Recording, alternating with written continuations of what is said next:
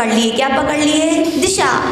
तो उनके लिए यूँ समझाया गया भैया कि वर्तमान में जो चीज़ उपलब्ध होती है और व्यक्ति उसका उपयोग नहीं करता तो अंतराय कर्म पड़ता है, और ऐसा अंतराय कर्म पड़ता है कि उसे वे बाद में चीज़ें मिलती नहीं हैं, नहीं मिलती। तो ये बात चल रही थी, तो उनके लिए हमने इनडायरेक्ट बोल दिए भैया, जब समय था, घर में धन था, द्रव्य के सामान खरीदने के लिए पैसा था, समय था, सब कुछ था, फिर भी निश्चय की रट में तुमने व्यवहार की क्रियाओं को छोड़ दिया। किसको छोड़ दिया? याद रखना, पुण्य का बंध व्यवहार की क्रियाओं से ही होता है। किससे होता है? केवल निश्चय आत्मा का आश्रय अकेला लेना कहा गया तो शुद्धोपयोग में मुनि महाराजों के लिए कहा गया कि तुम व्यवहार की क्रियाएं मत करो, लेकिन जो श्रावक हैं, गृहस्थ हैं, कहाँ उनकी आत्मा का ध्यान? आँख बंद करते तो एक विकल्प नहीं, हजारों विकल्प एक साथ कूद के आ जाते हैं। कहाँ उनके लिए आत्म ध्यान? केवल एक आत्म भावना ही भा सकते हैं, लेकिन व्यवहार क्रियाओं के अभाव में वो आत्म भावनाएं भी कार्यकारी नहीं होती। करोड़पति को भी रोडपति बना दिया, पुण्य के काम किए ही नहीं। तो जितना पुण्य था वो क्या होगा? समाप्त होगी। आगे बीज नहीं बोगे, फल फसल नहीं आएगी तो कुछ मिलेगा क्या? तो वहाँ पे बड़े प्रेम से समझाए भैया, जब था तब नहीं की पुण्य की क्रियाएं हे मानकर तुमने छोड़ दी। आज देख लो दिन आ गए। क्या आ गए? कि आज उनकी उसका वो नीलाम हो गई, ऐसे दिन आ गए। हाँ, साक्षात देखी बात सुना रहे, बिल्कुल आंखों देखी। नीलाम हो गया उनका प्रेस। जिनकी बहू इतने बड़े घराने की थी, वो भी छोटे मोटे काम करने के लिए तैयार होना पड़ा, और वो भी खराब काम। अपने यहाँ तो उसको बहुत खराब कहा जाता है। वो भले ही अपने नज़रों में बहुत अच्छा बच्चों को नृत्य सिखा रही है, अच्छे काम थोड़ी है बड़े घरों के। ऐसे दिन आ गए तो फिर उनको फिर समझाए भैया, अब भी सुधर जाओ, अभी बिगड़ा कुछ नहीं है, अभी तो रोड़ीपति हो, धन का अभाव हुआ है, धर्म तो तुम्हारे पास है, अभी भी व्यवहार की क्रियाएं हैं, निश्चय का लक्ष्य बना करके व्यवहार की क्रियाओं में लग जाओ तो अभी भी तुम्हारे पुनः वे दिन लौट कर आने में देर नहीं लगेगी। समझाया, और होनहार अच्छी होती है ना जीवों की तो समझ भी जाते हैं, तैयार हो गए। अब हम लोग जब दोबारा गए तो सबसे पहला चौका लगा तो किसका लगा? उनके ही लगा। मन प्रसन्न हो गया, चौका देख के नहीं, ये देख के कि उनके हृदय में जिनेंद्र भगवान ने जो कहा वो सत्य उनके हृदय में प्रवेश कर गया, वो ऐसे बच गए। तो साधु लोग यही तो चाहते हैं। क्या चाहते हैं? जिनेंद्र अपन तो क्या है, आप लोग लाउड स्पीकर लगाते हो, आवाज़ दूर दूर तक फैले, हम लोग भी वही हैं। जिनेंद्र भगवान की वाणी जो आचार्य भगवंतों से, गुरु भगवंतों से हमने थोड़ी बहुत कर पाई, उसके लिए जन जन तक पहुंचाते हो। जन जन यदि 1% भी हृदय में धारण कर लेते हैं तो सही बताएं, हमें तो बड़ी खुशी होती है कि भैया हमारी बात मान, इसलिए नहीं, अभिमान नहीं है, सौभाग्य गौरव होता है कि भैया आपने जिनेंद्र भगवान की देशना को क्या किया है? स्वीकार किया है। आपके अंदर धर्म की बातें आ रही हैं, अब आप वास्तविकता में धर्मात्मा हो रहे हो। क्या हो रहे हो? धर्मात्मा। तो समझ में आया, पुण्य है नहीं है, और है भी तो किनके लिए? जो अपने शुद्धोपयोग के लक्ष्य को प्राप्त करके आत्मा के स्वभाव में डूब चुके हैं, लेकिन जो अशुभ के गड्ढों में पड़े हैं या अशुभ में जा रहे हैं, उनसे तो कहा गया भैया पुण्य करो, करो कि नहीं? दिन भर पाप की गठरी बांधे हो, थोड़ा भार कम करो, मंदिर आओ, भार को उतार करके क्या करो? जिनवाणी का रसपान करो, जिनेंद्र भगवान की पूजन करो, और शांति का क्या करो? एहसास करो। तो क्या मिलेगा आपको? पुण्य मिलेगा। लेकिन ये गृहस्थों के लिए है, साधुओं के लिए तो कह रहे भैया जैसे तुमने पाप को हे समझ के छोड़ा है, वैसे ही तुम्हारे लिए सर्वथा पुण्य उपादेय नहीं है। तुम्हारा लक्ष्य क्या है? शुद्धोपयोग में है। मुनि बन गए तो क्रियाएं करने में मत लगे रहना। क्या करना चाहिए? शुद्धोपयोग, आत्मा का ध्यान करना चाहिए, क्योंकि छठवां गुण स्थान का समय कितना कहा गया? केवल अंतर्मुहूर्त। कितना है छठवें गुण स्थान का समय? अंतर्मुहूर्त है। यदि मुनि महाराज सातवें गुण स्थान में नहीं जाएंगे, शुद्धोपयोग में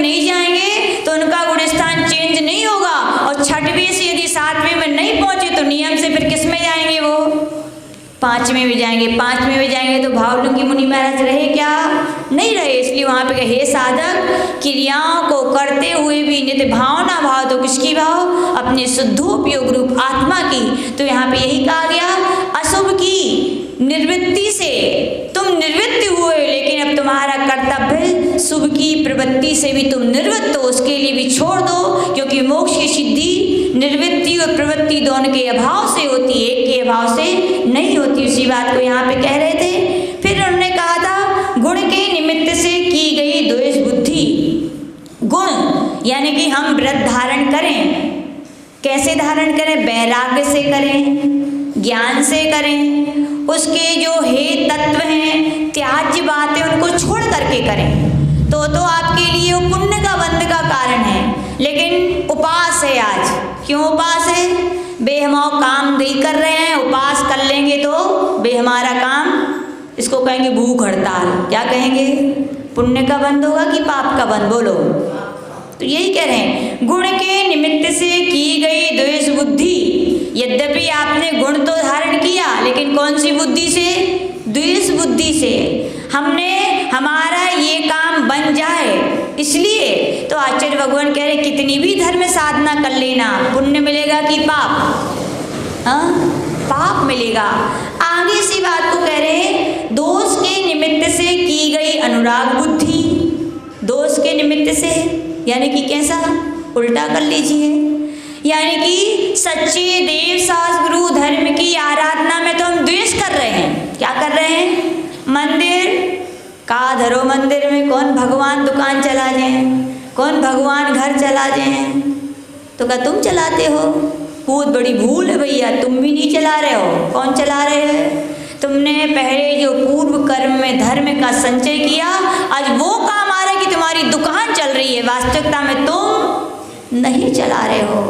लेकिन फिर भी गुण के निमित्त से जो देव शास्त्र गुरु पुण्य बनने के कारण थे, उनमें तो द्वेष, धर्म की जो क्रियाएं आपके लिए आत्मा के लिए लाभकारी थी, उनके लिए द्वेष हमें नहीं करना, हम नहीं करेंगे। और जो दोष के निमित्त हैं, व्यसन, वे तो करेंगे, अच्छे लगता है, छोड़ नहीं पाते। वो चाय अच्छी लगती है, वो कॉफ़ी अच्छी लगती है, वो कहो सुमन चाची, अच्छा लगता है। दोष के निमित्त से अनुराग बुद्धि रख रहे हो भैया, क्या मिलेगा? पुण्य की पाप?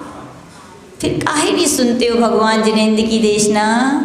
सौभाग्य समझो अपना भैया, इतना समझाने वाले मिल रहे हैं, है कि नहीं? फिर भी ना समझ पाए तो लगता है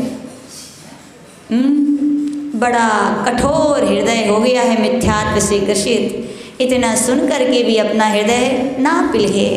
तो आचार्य भगवान यहाँ पे कह रहे हैं, द्वेष के निमित्त से अनुराग बुद्धि। अनुराग कर रहे हो तो किन में? जिनमें पाप होने वाला है। शराब छोड़ दो, बोले नहीं अच्छी लगती है, अनुराग है, उसमें क्या है? अरे जिसमें अनुराग करना चाहिए उसमें अनुराग नहीं है, जहाँ होना चाहिए उल्टी गंगा बह रही है। उल्टी गंगा बही तो पानी सीधी जगह पहुँचेगा क्या? कहाँ पहुँचेगा बताओ?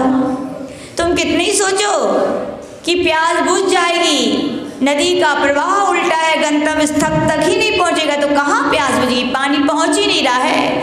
आप सोच जरूर रहे हो कि हम कुछ धर्म कर रहे हैं, लेकिन धर्म नहीं है। आचार्य भगवान कह रहे इसलिए दोष के निमित्त से हम अपने भगवान के पास जावे को टेम नहीं है, वे तो भीतर आ गई हैं, उते तो कछु मिलते ही नहीं हैं, उते जहाँ हैं वे अपनी माता जी हैं और वे अपने पिताजी हैं।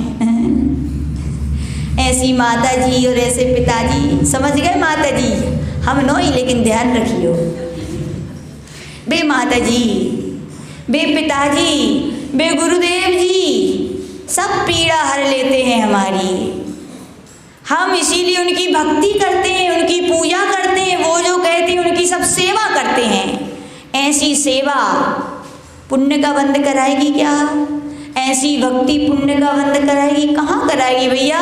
कहा गया एक बार नमस्कार करने से भी 4 लाख पर स्त्री सेवम का दोष जहाँ लग रहा है, वहाँ आराधना करने से कौन सी भूल में पड़े भैया? एहसास कर लेना, जो अन्यों को मान करके धर्म मान रहे हैं, उनमें अनुराग रख रहे हैं, भक्ति कर रहे हैं, नमस्कार करने को लग जरूर है कि हम फायदे में हैं, बहुत बड़े घाटे में हैं। और जिनने छोड़ दिया है उनने अनुभव किया होगा, पहले जब करते थे मनु भैया फायदे में थे कि घाटे में? विश्वास हुआ, श्रद्धा हुई, घाटे ही मिला है और छोड़ दिया, अब घाटे में कि फायदे में? अब बोलो जिनेंद्र भगवान कछु देते हैं कि नहीं देते? हाँ, सिद्धांत की भक्ति की भाषा में तो इस भक्त यही बोलेगा, जो देते हैं जिनेंद्र भगवान देते। सिद्धांत की भाषा बोलेगी तो भगवान भी नहीं देते। व्यक्ति जब सम्यक श्रद्धा सम्यक राह पर चलता है तो अपने आप मंजिल मिलती है कि नहीं? और गलत रास्ता पकड़ोगे कितना भी मंजिल ढूंढना, मिल पाएगी क्या? हाँ, गलत रास्ता पकड़े और कह रहे सुख मिले शांति मिले, कहाँ मिलेगी भैया? 3 काल में मिलने वाली नहीं है। और आपने सही रास्ता पकड़ लिया है, एक कदम भी बढ़ोगे तो क्या मिलेगा? सुख और शांति। गलत रास्ते पर चलते जाओ, एक दिन नहीं 2 नहीं वर्षों बस अनादि काल बीत गया, सुख मिला?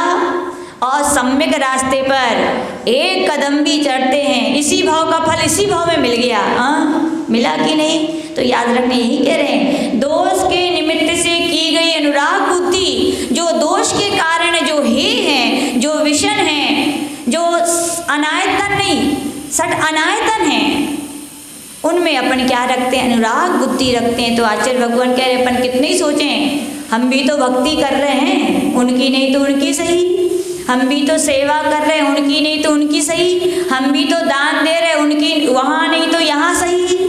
लेकिन याद रखना, पात्र में आया हुआ वस्तु फल को प्राप्त कराती है। उपजाऊ भूमि है, बीज बोगे तो फसल आएगी, और बंजर भूमि है, बीज बोगे तो बीज खराब हो जाएगा ना। है विश्वास कि नहीं? है ना? तो याद रखना, जिनेंद्र सच्चे देव सास गुरु की शरण तो उपजाऊ भूमि है, थोड़ा भी दान पूजा भक्ति करोगे अपार फल मिलेगा। और वो सब क्या है? बंजर भूमियां हैं, या कहे कड़वी तुम्बी है। एक तो बीज बोगे फलेगा ही नहीं, और हो सकता है फलेगा भी तो कैसा फलेगा? विपरीत फलेगा।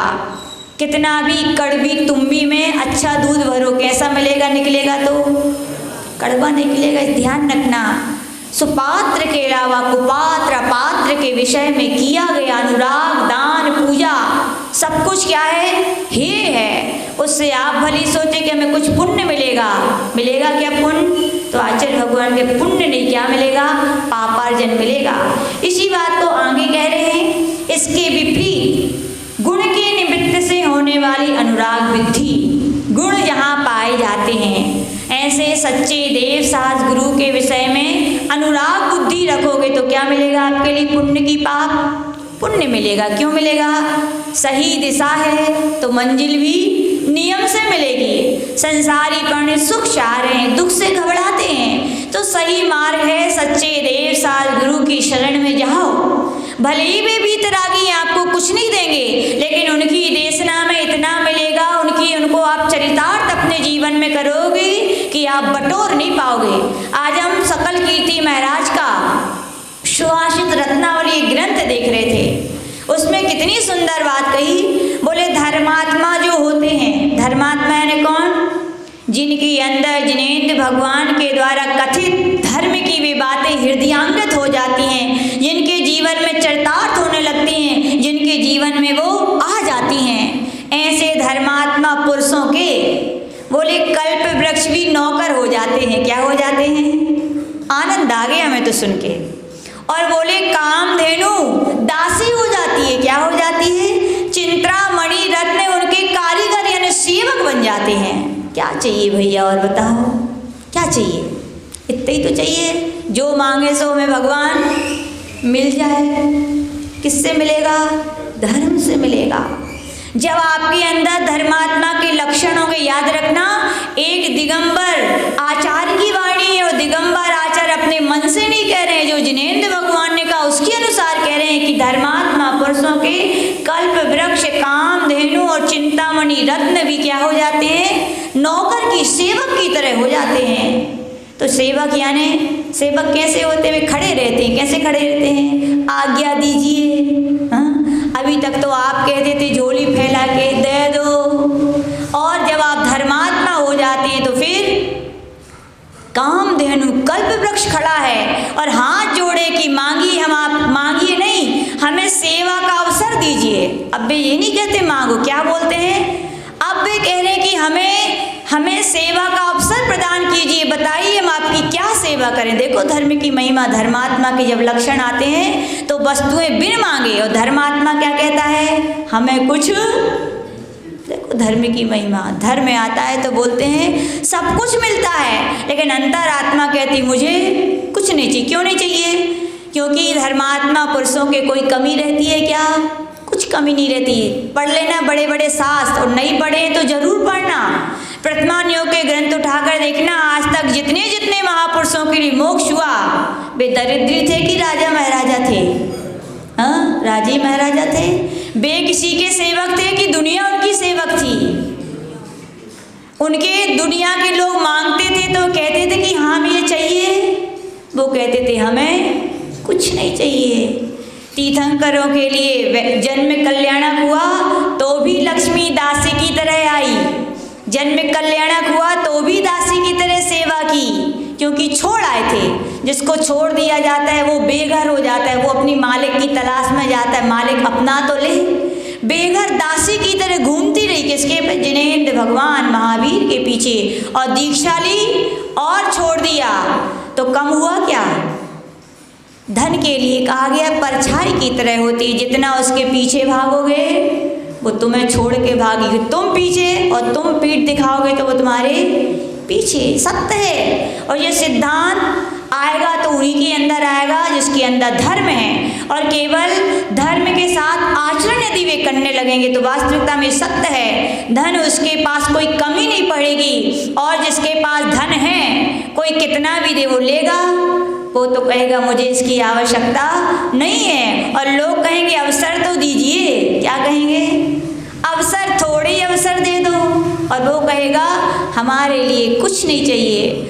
तो यहाँ पे कहा गया धर्मात्मा पुरुषों के जिसे कल्प वृक्ष भोग भूमियों में होते हैं, कहाँ होते हैं, वहाँ मांगना पड़ता है। और वहाँ तो टीकाकार महाराज बहुत बड़ी बात करें, कल्प वृक्ष और चिंतामणि रत्न के सामने तो मांगना पड़ता है, कल्प वृक्ष के सामने मांगना पड़ता है, चिंतामणि रत्न के सामने चिंतन करना पड़ता है, और कामधेनु के सामने दोहना पड़ता है, यानी कि याचना करनी पड़ती है। लेकिन धर्म एक ऐसा कल्प वृक्ष है, धर्म एक ऐसा चिंतामणि रत्न है, धर्म एक ऐसी कामधेनु है जहाँ मांगना भी नहीं पड़ना, सोचना भी नहीं पड़ता, और याचना भी नहीं कर, अपने आप मिलता है। किसको मिलता है, क्या चाहिए। और भैया आप लोग कहते हो कछु तो मिलत नहीं, धर्म से मिलता है कि नहीं, मतलब श्रद्धा है कि नहीं। देखो माता जी महाराज जियों ने छोड़ा कि नहीं छोड़ा सब कुछ, आप कहते कछु नहीं मिलता, हम लोग कहते देखो एक घर छोड़ा, आप क्या कहते हो अपना घर दिखा के, माता जी किसका घर है ये,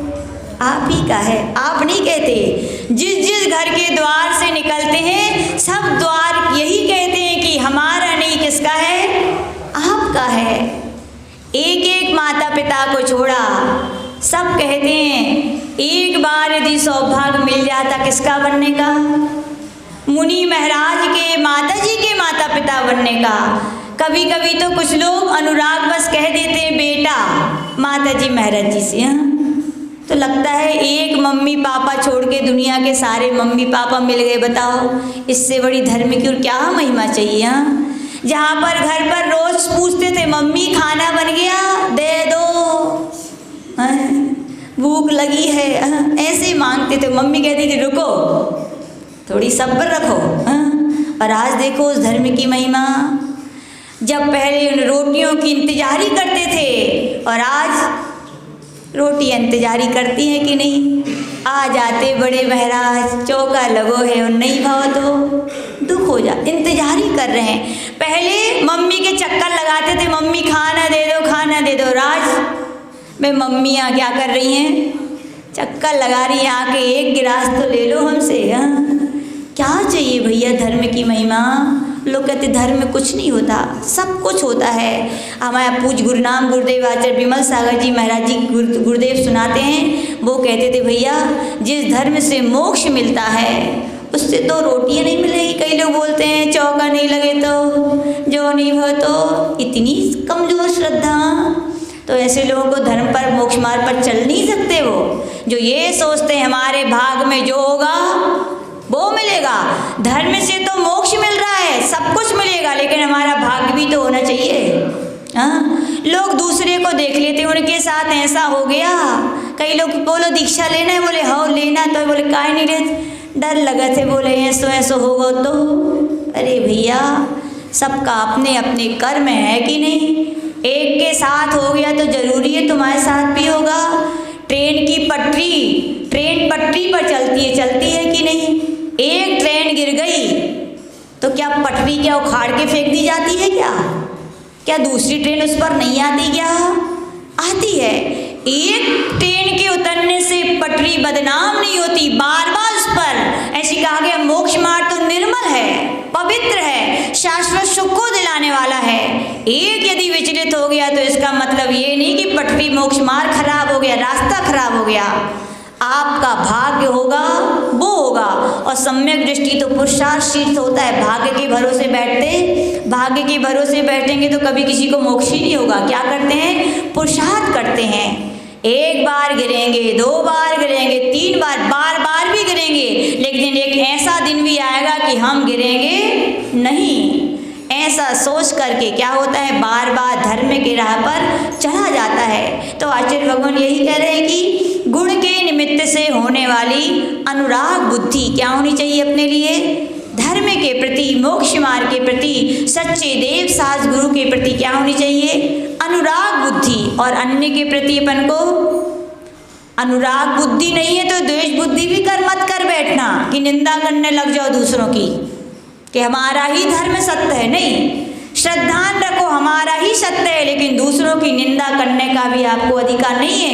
यदि अपनी जैन धर्म की आड़ में आकर के, अपने उसकी आड़ में आकर के आप मद में फूल गए, और मद में फूला हुआ व्यक्ति क्या करता है? फिर दूसरे की निंदा। क्या किया आपने? द्वेष भाव कर लिया ना। तो यहाँ पर अपने आचरण कितने निर्मल परिणति वाले कि भैया अनुराग तो रखना अपने धर्म में, लेकिन अन्य के प्रति द्वेष मत रखना। उनके ऊपर करुणा बुद्धि रखना कि हम कैसे उनके लिए भी समझा दें, कैसा उपदेश करें कि उनके लिए भी सच्चा मार्ग आ जाए, लेकिन उनके प्रति कभी द्वेष मत करना। तो आचार्य भगवान कह रहे हैं कि गुण के निमित्त से होने वाली अनुराग बुद्धि, किसके निमित्त से? गुण जहाँ दिखें, धर्म जहाँ दिखे वहाँ पे क्या करना? अनुराग बुद्धि। दौड़े दौड़े चले जाना। पैर में फ्रैक्चर होए और मंदिर जाने हो, दौड़ोगे कि नहीं दौड़ोगे? संजय भैया क्या करो? कहिए ताकत नहीं है। हमने देखा लोग के पैर में चोट लगी हो तो कहते हैं हमसे चल तो नहीं बन रहा है, तो जल्दी नहीं चल पाते, हम तो धीरे धीरे चलते हैं। और वही रास्ता में यदि एक सांड दौड़त भवा है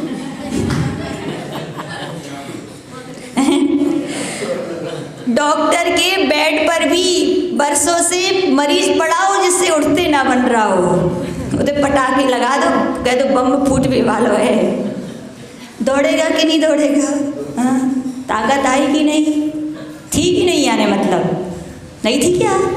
थी। आपके मोह ने, आपके शरीर के प्रति राग ने उसको छिपा दिया था, और जब उसी शरीर के नष्ट होने की बात आई तो राग ने इतना प्रेरित कर दिया कि ताकत को उजागर कर दिया कि नहीं?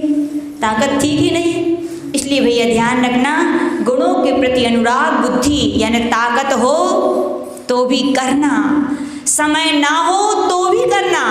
पाप के कार्यों में तो पूरा समय देते हैं अपन, और पुण्य के काम में आते हैं तो कहते समय नहीं है माता जी, सीजन चल रहा है। और पाप के कामों में सीजन नहीं चलता। जब व्यवहार, लौकिक व्यवहार, शादियों में जाना पड़ता है तब नहीं कहते कि सीजन चल रहा है।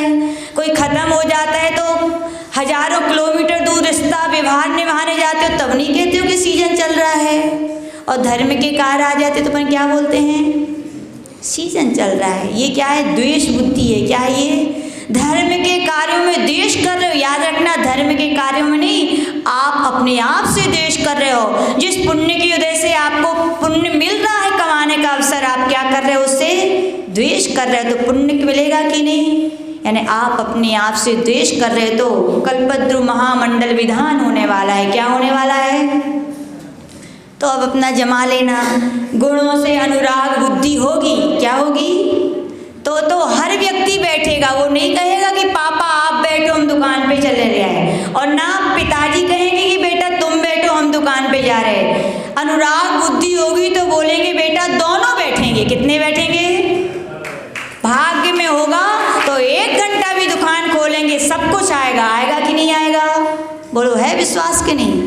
भाग्य में है तो आप याद रखना, दिन भर नहीं 1 घंटे भी जाके दुकान खोलोगे, भाग्य में होगा तो आपका 1 घंटे में आ जाएगा, और भाग्य में नहीं होगा तो लोभ में आकर के दिन भर भी बैठे रहना, क्या होगा? कुछ नहीं आएगा। तो कह रहे हैं गुणों में अनुराग बुद्धि जगाओ। कोई कहे बैठियो देखेंगे हैं, और काममणि कहते देखेंगे, हाँ नहीं देखेंगे नहीं। अब तो ये बोलना भैया सौभाग्य हमारा, क्या है? इतना बड़ा विधान। बताओ सलेहा में कितने बूढ़े बूढ़े लोग हो गए, कितने साल के हो गए प्रमोद अंकल? 65 साल के।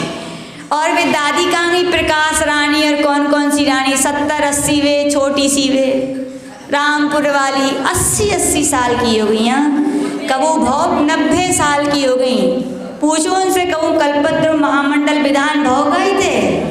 नहीं हुआ। यानी कि यही समझिए कितने दिनों के बाद अपना कितने भाव का पुण्य संचय होकर के आए कि अपन को कल्पद्रु महामंडल विधान जैसे विधान भगवान की आराधना करने का अवसर आया है। देखो नियम है, आपने पूर्व भाव में कई भाव में ये भगवान की आराधना नहीं की होगी, इसीलिए इतने वर्ष ऐसे ही निकल गए। और कभी थोड़ी बहुत कर ली होगी तो भाव का पुण्य इकट्ठा होके आ गया कि अपन को क्या करने मिल रही है? कल्पद्रु महामंडल विधान की आराधना। तो भैया अनुराग बुद्धि रखना। किससे रखना? किससे? अपने आप से, विधान से नहीं। देखो विधान तुम बैठो या ना बैठो, विधान तो होना ही है। अनुराग बुद्धि अपने से रखना कि एक अवसर मिला इस आत्मा को पवित्र करने का। पाप कार्य जितने समय हम करेंगे उतना छोड़ करके हम भगवान की आराधना करेंगे, और पुण्य तो अपन को क्या मिलेगा? फ्री में मिलेगा, ब्याज में। क्या मिलेगा? क्योंकि तत्क्षण जो परिणामों की निर्मलता होगी, तत्क्षण जो आप पाप के कार्यों से बचोगे वो तो साक्षात फल है, और जो पुण्य का बंद होगा वो तो क्या मिलेगा आपको? ब्याज में मिलेगा। तो आचार्य भगवान यही कह रहे हैं कि भैया आत्मा का कल्याण चाहते तो क्या करो? गुण कार्यों में जो गुण हैं, देव साज गुरु की धर्म की जो आराधना के कार्य, उनमें क्या करो? अनुराग बुद्धि रखो। शक्ति ना हो तो भी करो, समय ना हो तो भी अन्य कार्यों में कटौती करो, लेकिन धर्म के कार्यों में अपन कटौती ना करें तो अपनी आत्मा का कल्याण होगा। जो बोले परम पूज्य गणाचार्य गुरुदेव श्री विराग सागर जी महामुनि राज की